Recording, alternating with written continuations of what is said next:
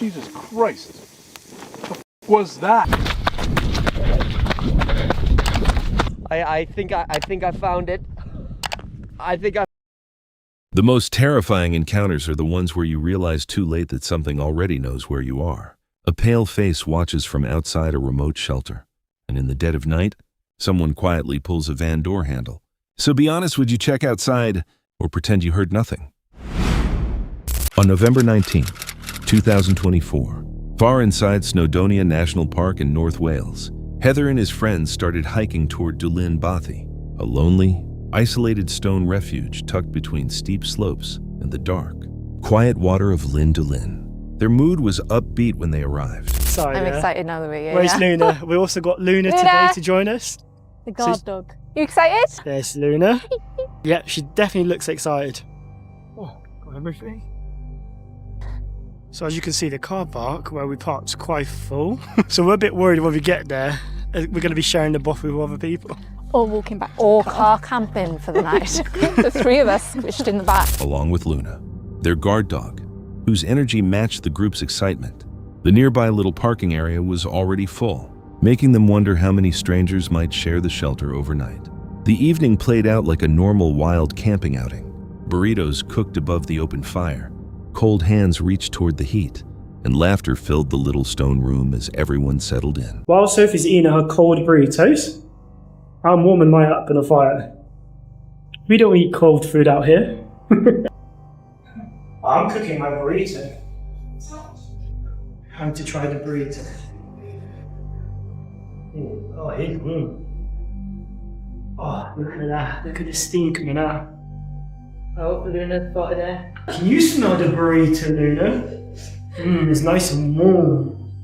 One after another, more visitors showed up, students, hikers, and backpackers, until the bothy filled with warmth, sound, and conversation.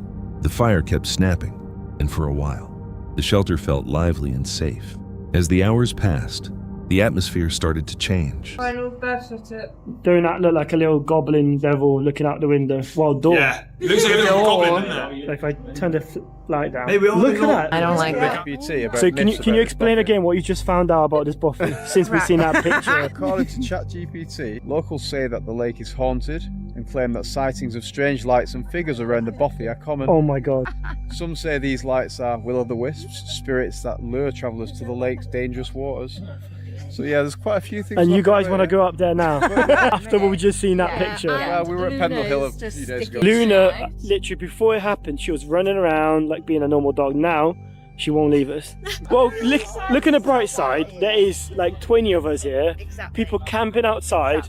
Someone joked that the bothy looked haunted, and another person began reading ghost stories from the area. The stories described strange lights moving over the lake, dark shapes passing through the fog, and spirits believed to pull travelers toward the water on misty nights. What began as casual fun slowly shifted into discomfort. Then something showed up outside the window. A pale, still face looked in from the blackness, its features warped and strange. For several seconds, nobody understood how to respond. The room went quiet while everyone tried to explain what they had seen. Possible answers came quickly: old local legends, will-o'-the-wisp theories, and the thought that the lake could trigger hallucinations when conditions were right. The most disturbing part was Luna's behavior. Only moments before, she had been wandering around the room freely. Now she stayed rigid, fur lifted, eyes fixed on the window. Through the rest of the night, she would not move away from the group after that. It's been I don't even know how to describe it now. Interesting experience. My comment. Interesting experience in this bothy. Yeah, good night. Good morning. It's a beautiful morning here in the valleys in North Wales. So this is the bothy that we stayed last night. As you can see, it is surrounded by mountains and reservoirs. I highly recommend this one. Very little was said. The fire kept cracking. Wind pushed against the stone walls, and whatever had been outside did not appear again. By morning, the valley looked peaceful and bright, with the bothy once again surrounded by mountains and reservoirs in clear daylight. The group gathered their gear and left, but the feeling around the place had changed. Whether they had seen a trick of light, imagination shaped by ghost stories, or something connected to the lake's long past remained uncertain. Still, the The question stays behind when a place holds centuries of stories. Are they only legends, or echoes waiting for the right moment to be seen? Meet the creator of the YouTube channel, The Men's Life. Known for carrying out solo investigations in some of the most isolated and unsettling places imaginable. His videos regularly push personal limits while trying to capture unexplained activity, from creepy noises to faint voices buried in darkness. But this night, going back to a haunted location would challenge him harder than ever before. He returns once more to the Caribou Mines wildlands, a notorious abandoned town long said to hold a strange cryptid-like presence. This time, he is fully alone, with only his dog, Kiki, beside him, getting ready for a long and potentially dangerous overnight investigation. We are back tonight at the Caribou Mines wildlands. This is a location where there is said to be a cryptid beast that resides. And this has been dating back from the early century. And today we're gonna take it on by ourselves. And by we, I mean me and my baby Kiki, 100% abandoned. Now that is the marker that officially brings us into the threshold of this ghost town. For those of you guys who are just peeking in now, never seen my channel, we actually did 2 videos here. I came here solo and then I came here with Chill the other time. But this location is an abandoned gold mining town. There was so much gold produced here. This spot produced the second most gold in all of the province in its time, dating all the way back to the late 1800s. The area sits completely deserted, with an entrance marking passage into a forgotten mining community. As he describes the background, the site's history becomes clearer. Caribou Mines had once been a booming gold mining settlement, known for producing high gold yields during its height. Many workers lived and died here, leaving what some believe is lingering residual energy. Because he has been here before, the investigator knows the danger, yet he is still not ready for what happens next. As evening falls, he builds his camp, and the silence breaks as soon as he turns on a spirit box. What starts as an effort to contact former miners quickly becomes unsettling. Clear. May I touch you? Whoa, no! No, you may not. May I touch I'm afraid to talk. you? May not touch. What the? You may not touch me, man. I'm sorry. May I touch you? I'm afraid to talk. Bodiless replies come through the static, mentioning physical contact and ritual-like behavior, instantly changing the feeling of the investigation. The activity rises quickly. The device gives warnings, telling him to be careful and mentioning burial grounds nearby. Soon after, the tension reaches its peak when something unseen knocks an object around the campsite. Jesus Christ. What the f was that? What the? You fucking serious right now?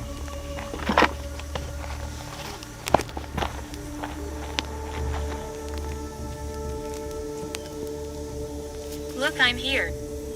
Jesus. Who are you?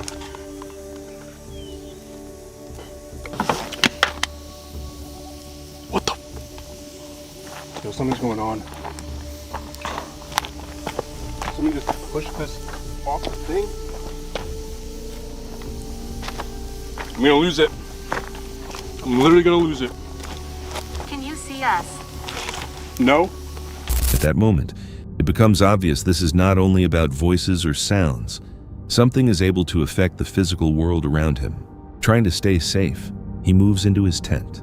But the fear grows worse as hard impacts strike the fabric, as if an invisible presence is trying to push its way inside.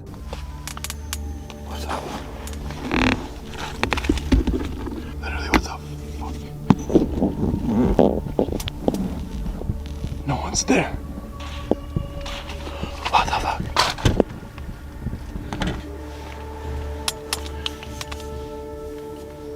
Yo, no one's there. What the?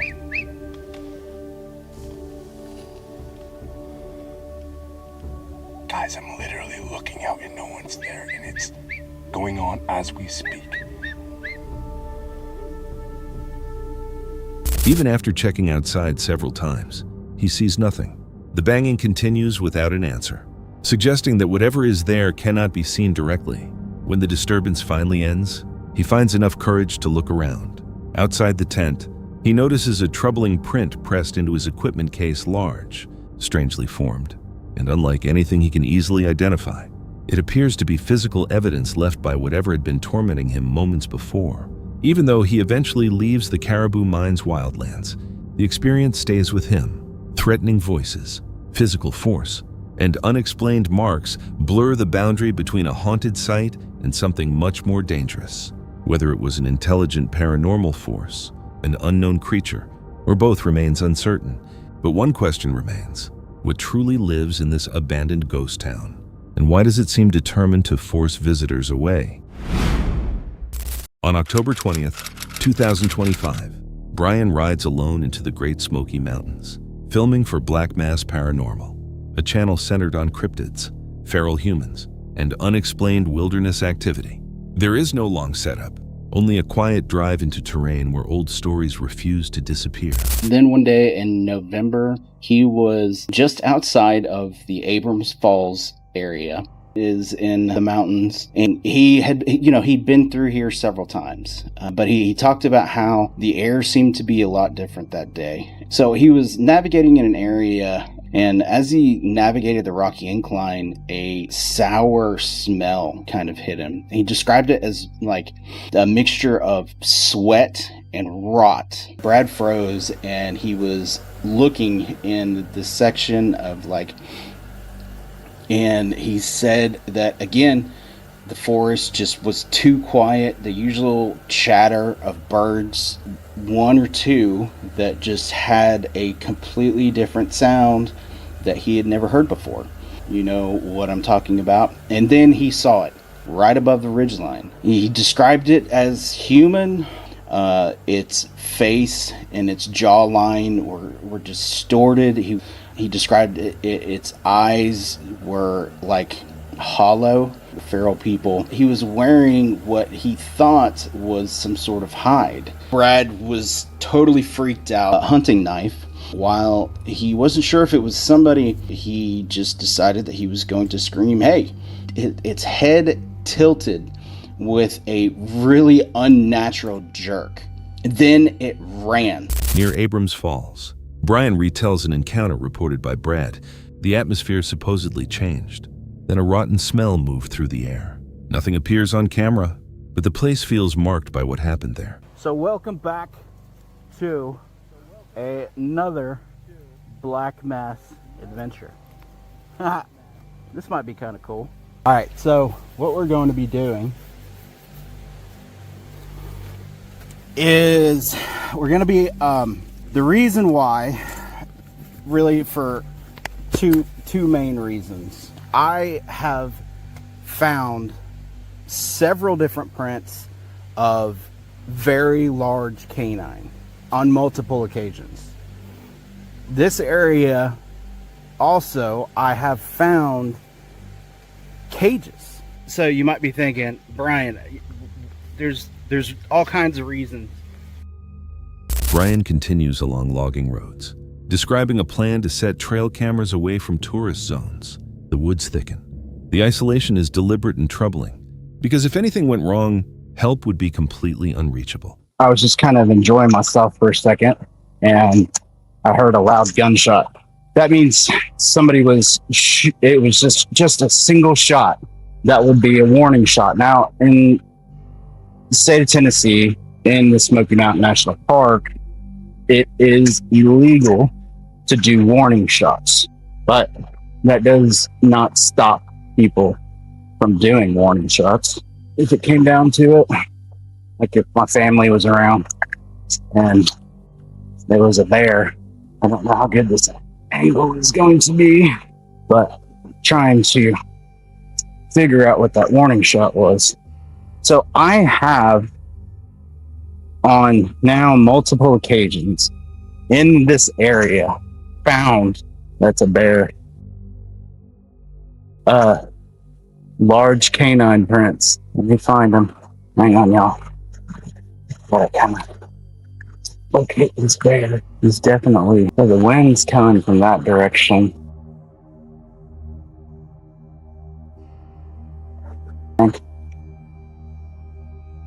Yeah. A sudden gunshot cracks through the trees. Hunting is not allowed here. Soon after, Brian finds tracks resembling a canine. The fear comes from contradiction, from sounds and signs that should not exist inside a protected park. Now, the Sasquatch is also pretty active in this area. After that last video, where I heard the footsteps. It's having run-ins with timbers this year.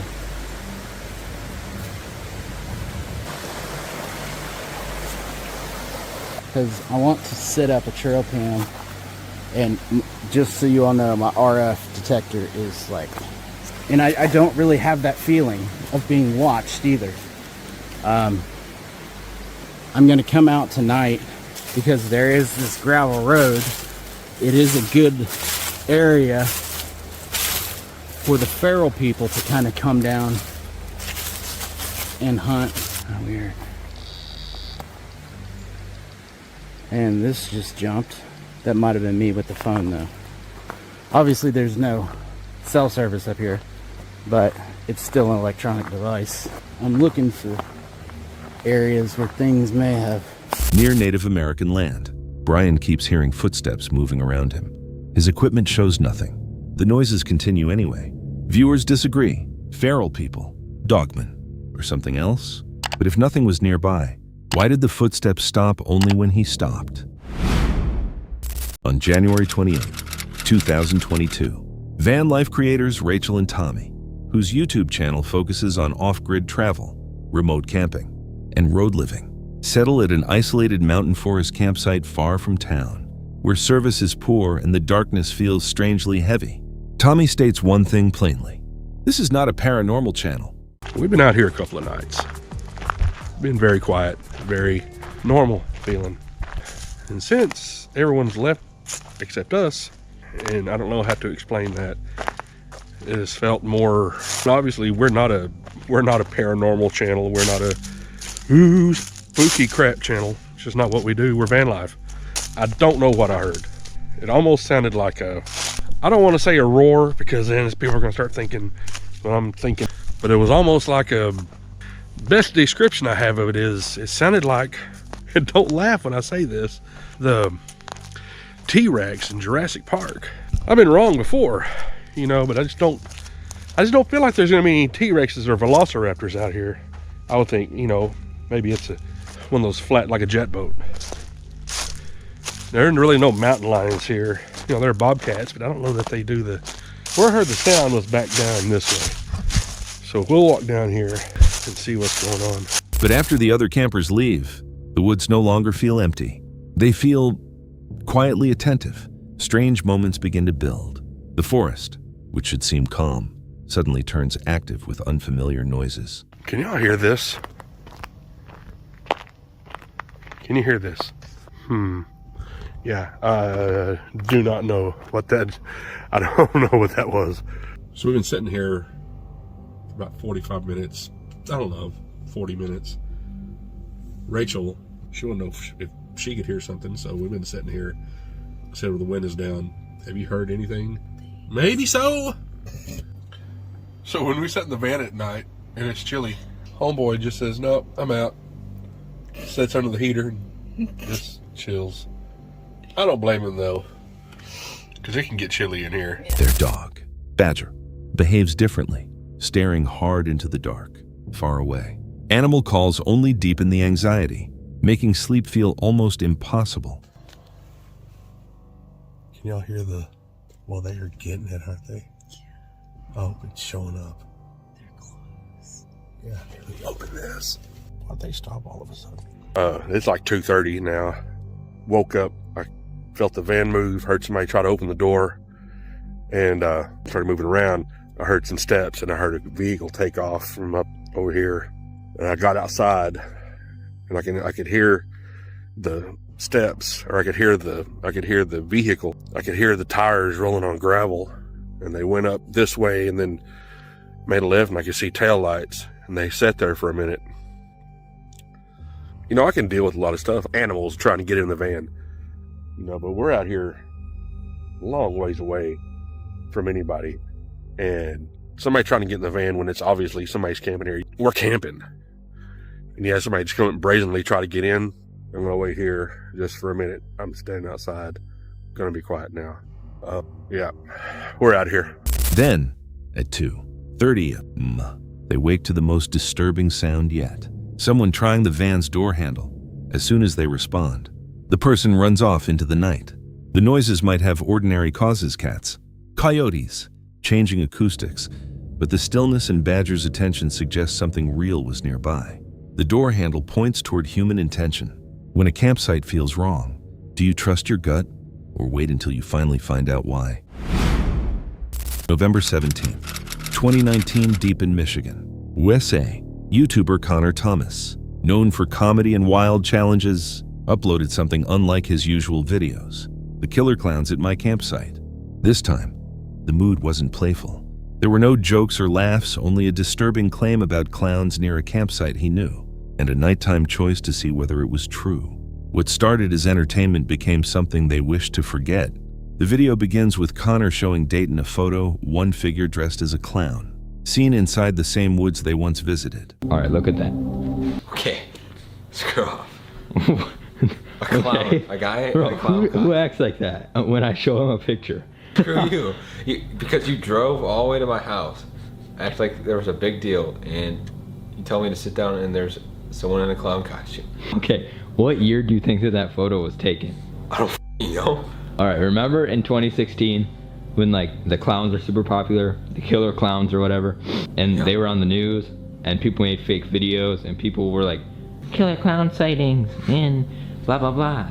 Yeah. So you know how 2 weekends ago also I went on that Halloween camp out where like we couldn't film that weekend because I had to go with my family to that? Well, that forest in that picture is in the campsite that I go to. And that was about 3 weeks ago when that photo was taken.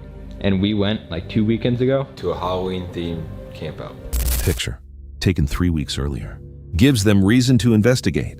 They drive an hour from town, with empty roads and headlights cutting through darkness. When they arrive, everything seems silent, almost unnaturally still.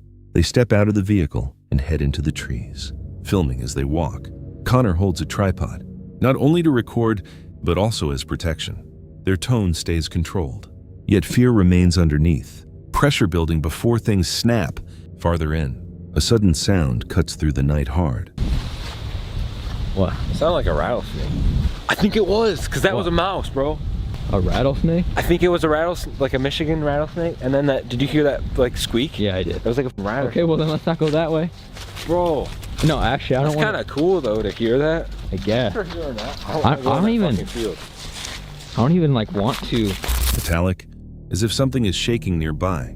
They pause, listen, and say it could be a Michigan rattlesnake. The path tightens. Branches press around them, and a small shed comes into view. Neither wants to approach, but curiosity pulls them forward. Then the moment arrives. Yo, it looks like there's something moving over there. There is something in there. Bro, I don't want to do this shit. Dude, are you serious? Bro. Wait, yo, I see afros. Dude, I don't think they see us yet. I don't think they see us bro. yet. Okay. They're getting closer, bro. Are you?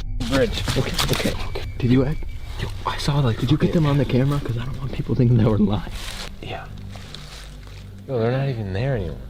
What the? Dude, okay, here, hold this. Hold this really quick, dude. Oh, they're still in there. They're getting closer. Hold this. Okay, run back to. Just run over here. Back to where. Oh, dang it. Dude, get up. Go this way.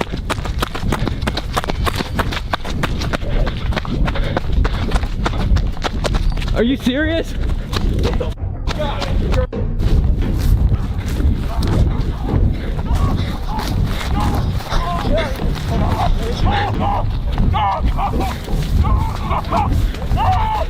Bro, it's completely. You serious?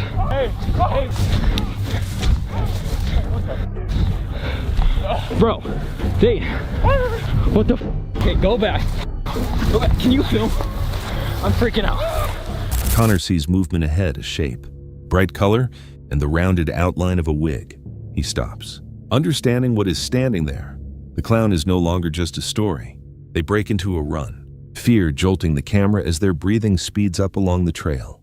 The clowns do not sprint after them, they simply walk behind, slow, steady, and disturbingly calm. By the time they make it back to the car, the quiet feels overwhelming. At home, Connor says the decision had been reckless, dangerous, even and tells others not to try the same thing. The footage, though, says enough on its own. Unstable, panicked, and hard to ignore. After the video went live, it moved quickly. Pieces of the chase showed up on TikTok within days. Viewers debated whether the encounter was real or staged, but nobody could ignore the fear in their voices. Connor did not return. The video stayed online 13 minutes of trembling footage and unanswered questions. Maybe it was only a prank, or maybe somewhere inside those trees, the clowns still wait for the next person who arrives with a camera. October 9th, 2025, up in the Slovenian mountains. In an area few people reach, YouTube creator Josh the Intern, known for turning Google Earth coordinates into expeditions, headed out on another search. His videos usually start with a question, a point on a map, a shape that seems out of place, and finish somewhere much stranger. This time, the target, 3 hidden structures cut into a mountainside, with no visible trail leading there, and no clear record they existed. I first had to drive deep into the most remote area of this country, ending at this lonely cabin I'd booked for the night. So I've just been running through the trail for tomorrow. Gonna be about 9 hours, and once we enter the mountain range, all bets are off. I'm not even sure if it's possible, actually. In fact, my route planner is telling me includes segments that may be dangerous, specialist equipment, and prior experiences required. The only specialist equipment I got is my feet. See you tomorrow to start the adventure. The trip started quietly. Josh studied a map inside a small cabin. Following a 9-hour route into the wild, he had spotted 3 structures on satellite imagery, too, even to look natural. Too isolated to make sense. The only way to understand them was to climb. Hours later, he was far among the trees. A weak path brought him toward the mountain's base when he found a tunnel cut into rock. It was not deep, but drilled holes in the walls showed someone had once begun blasting through the stone and then stopped. Higher up, the forest gave way to a large field of ruins. Broken walls, rusted frames. Metal pieces lay across the ground, partly swallowed by moss. Josh realized he had left the mapped route behind. This site appeared on no map. Past the ruins were stronger traces of conflict, rolls of barbed wire, snapped posts, machine fragments marked with numbers and faded writing. Whatever this mountain had once been, it was not a simple village. Deeper inside, a concealed opening led to a bunker. Within it were concrete-lined rooms and faint words on the walls. 1951. Deposito viveri. Comandante. Italian wording. Military terms. And as I continued my steep climb up the final mountain, the clouds briefly lift just long enough for me to spot what looked like another bunker entrance on the side of a nearby peak. So of course I had to take the detour to go check it out. Oh, look at this symbol on the wall. That is a little weird. I haven't seen any graffiti in this tunnel other than that. If you guys know in the comments what that is, let me know. I'd been hiking for hours, and my legs were really starting to feel it. You almost got me, mountain. But this mountain did not care. It only grew steeper and more unforgiving the higher I climbed. The trek was brutal, but I had no idea that the most dangerous part was still waiting for me up ahead. Oh my goodness. We have hit the ridge of the mountain range, and although it's cloudy, you could still sort of see just how rugged and wild this part of the mountain is. But here on out, it is going to become rock climbing, basically. It was an almost vertical rock cliff. I certainly do not want to slip either. It's a long way down. But being now so close to the structures I found on Google Earth, I pushed on. One wrong move here and I'm in a bad place. Oh, we're almost there. It was steep, but it was at least short. That's a great leg workout. I think I found it. I think I found them. Look at this.